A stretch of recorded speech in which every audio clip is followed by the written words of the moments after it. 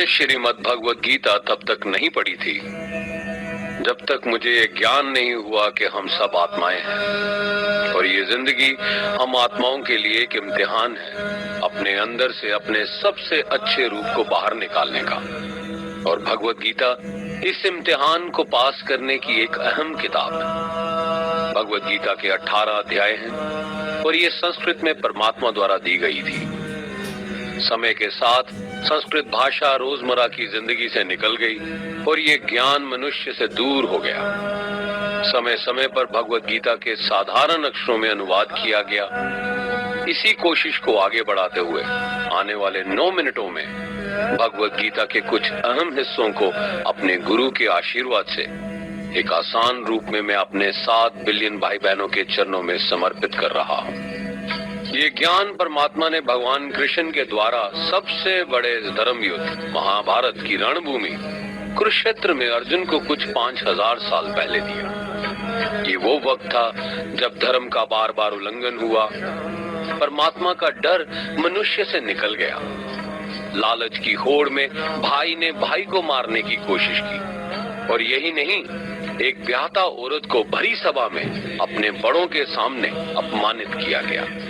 इससे पहले कि मनुष्य जाति धर्म युग से निकलकर पूर्ण रूप से कलयुग में जाती, युद्ध की रणभूमि में युद्ध से कुछ पहले परमात्मा ने गीता भगवान कृष्ण के द्वारा मनुष्य जाति के कल्याण के लिए दी। ऐसे ही जैसे कभी तुरा मोसेस को, गॉस्पेल जीसस को और कुरान प्रॉफिट मोहम्मद को दी। गीता, बाइबल, कुरान, तुरा, गुरु ग्रंथ साहिब परमात्मा द्वारा दी गई किताबें हैं जो किसी एक धर्म के लिए नहीं बल्कि पूरी मनुष्य जाति के लिए है, पूरी इंसानियत के लिए है, सब आत्माओं के लिए है। क्योंकि ये आत्मा को परमात्मा के बारे में, उसकी सृष्टि के बारे में और सबसे अहम ये उन कायदों के बारे में समझाती है जिनका आत्मा को मनुष्य के रूप में हर हाल में पालन करना होगा, रक्षा करनी होगी। और इन्हीं कायदों की बुनियाद पे एक आत्मा को शरीर त्यागने के बाद परखा जाएगा और इस परीक्षा से पास होने पे हमेशा के लिए इस जन्म और मृत्यु से मुक्ति मिलेगी। परमात्मा भगवत गीता में कहते हैं कि मैं ही सबकी शुरुआत हूँ, मैं शुरू से भी पहले था और सब खत्म होने के बाद भी रहूंगा। सब मुझ में है और मैं सब में हूँ।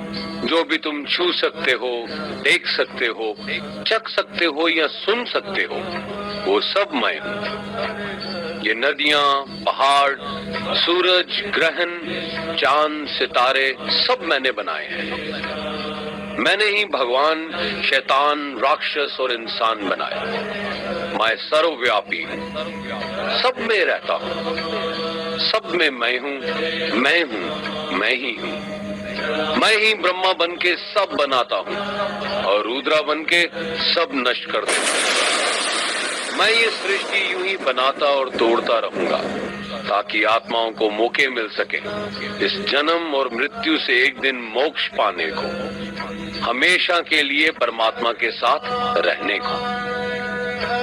भगवत गीता कहती है कि इस सबसे बड़ी परीक्षा के लिए परमात्मा ने प्रकृति का निर्माण 5 तत्व हवा, अग्नि, जल, पृथ्वी और ईथर से किया, जिन्हें हम छू के, चख के, सूंघ के, देख के समझ सकते हैं। पर खुद परमात्मा इन 5 इंद्रियों की समझ से बाहर है। उन्हें आत्मा इन इंद्रियों से नहीं जान सकती।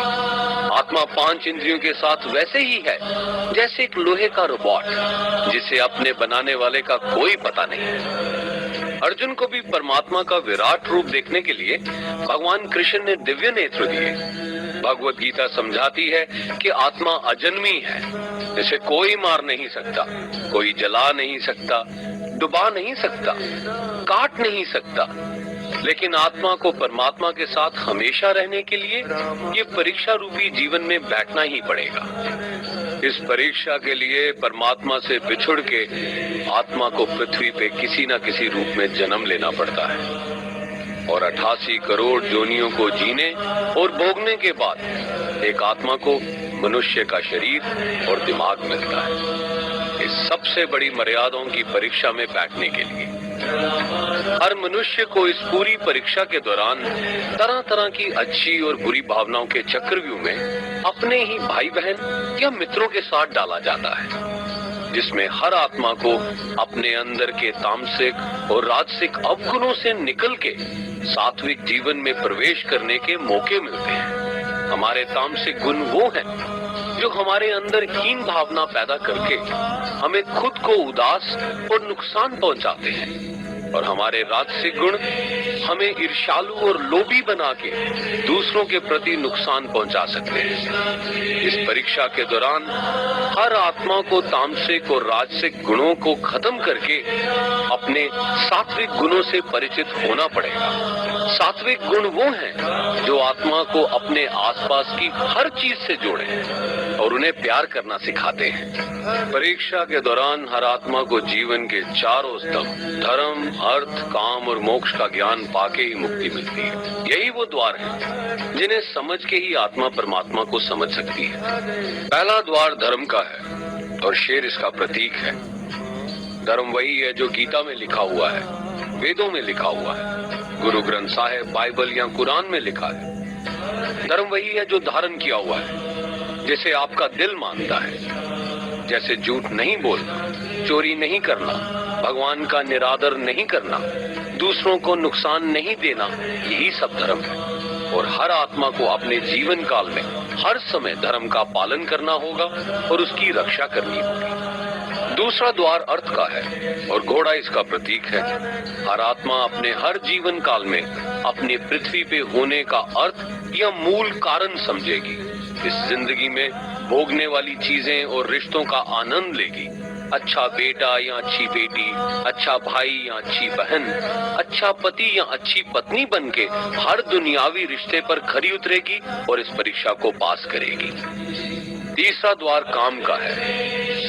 भगवत गीता समझाती है कि हर मनुष्य के अंदर काम, क्रोध, लोभ, मोह, अहंकार और ईर्ष्या जैसी 6 भावनाएं हमें अपने और दूसरों के प्रति नुकसान पहुंचा सकती हैं। इन भावनाओं को हर मनुष्य को हमेशा अपने नियंत्रण में रखना होगा, क्योंकि इनके बहाव में किया हुआ कोई भी काम हमारे जीवन भर की परेशानी का कारण बन सकता है। और एक आत्मा संतोष और सादगी से इन भावनाओं पे हमेशा के लिए विजय पा सकती है। चौथा स्तंभ मोक्ष का है और हाथी इसका प्रतीक है।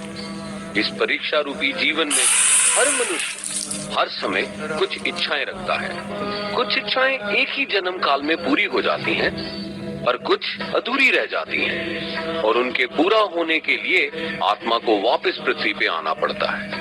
भगवत गीता समझाती है कि हमारी इच्छाएं ही मूल कारण हैं हमारे पृथ्वी पे वापस आने का, और अगर हम कोई भी इच्छा ना रखें तो हम इस जीवन और मृत्यु से मुक्त हो सकते हैं। ये द्वार माफी का भी है। जिन्होंने आपके साथ बुरा किया उनको माफ करके, और जिनसे आपने बुरा किया उनसे माफी मांग के मुक्ति पाई जा सकती है। जब तक आत्मा इन चारों दरवाजों धर्म, अर्थ, काम और मोक्ष को समझ नहीं लेती, तब तक आत्मा को बार बार इस मनुष्य रूप में आना ही पड़ेगा। परीक्षा का समय खत्म होते ही आत्मा शरीर और अन्य सब वस्तुओं का त्याग कर देती है। जो भी संसार में रहकर बनाया वो अब किसी और का होगा, और आत्मा अपने कर्मों के फैसले के लिए चली जाती है। आत्मा के अच्छे बुरे कर्मों का हिसाब होता है। अपने अच्छे कर्मों के लिए आत्मा कुछ वक्त के लिए स्वर्ग और दुष्कर्मों के लिए नरक पे चले जाती है। नरक में आत्मा को अपने पापों के अनुकूल सजाएं मिलती हैं, पर सजा खत्म होने के बाद आत्मा को फिर से एक नया शरीर और नया दिमाग मिलता है इस परीक्षा में फिर से बैठने के लिए। और हर परीक्षा में वही सब फिर दोहराया जाएगा, जिंदगी के 4 स्तंभ धर्म, अर्थ, काम और मोक्ष को समझने के लिए। हर जन्म में अपने कई जन्मों के कर्मों के हिसाब से हर आत्मा को कभी अच्छे और कभी बुरे हालातों से जाना पड़ता है। लेकिन जब तक आत्मा परमात्मा के साथ योग को नहीं समझ लेती, वो मुक्ति नहीं पा सकती। भगवत गीता समझाती है कि मनुष्य अपने शरीर, दिमाग या दिल से भगवान को पा सकता है। शरीर द्वारा किए कर्मों के माध्यम से परमात्मा को पाने को कर्म योग कहते हैं। ऐसे कर्म जो परमात्मा की इच्छा से हो और दूसरों के कल्याण के लिए हो।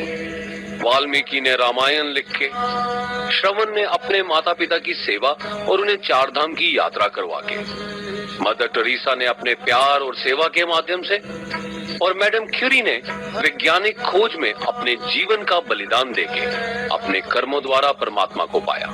भगवत गीता समझाती है कि एक आत्मा दिमाग से भी परमात्मा के साथ योग लगा सकती है।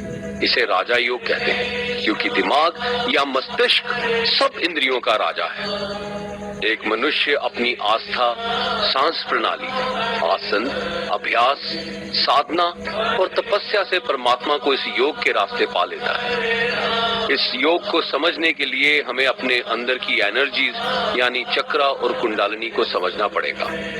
आत्मा मस्तिष्क से मेडिटेशन या ध्यान लगा के परमात्मा के साथ योग लगा सकती है। शंकराचार्य, स्वामी परमहंस, स्वामी विवेकानंद और उनके जैसे कई योगी इस योग के रास्ते परमात्मा के साथ संधि लगा पाए। परमात्मा भगवत गीता में कहते हैं कि अगर किसी आत्मा को धर्म ना भी समझ आए, योग ना भी समझ आए, पर अगर वो मेरी शरण में आ जाए तो मैं उसके सारे पाप माफ कर देता हूँ।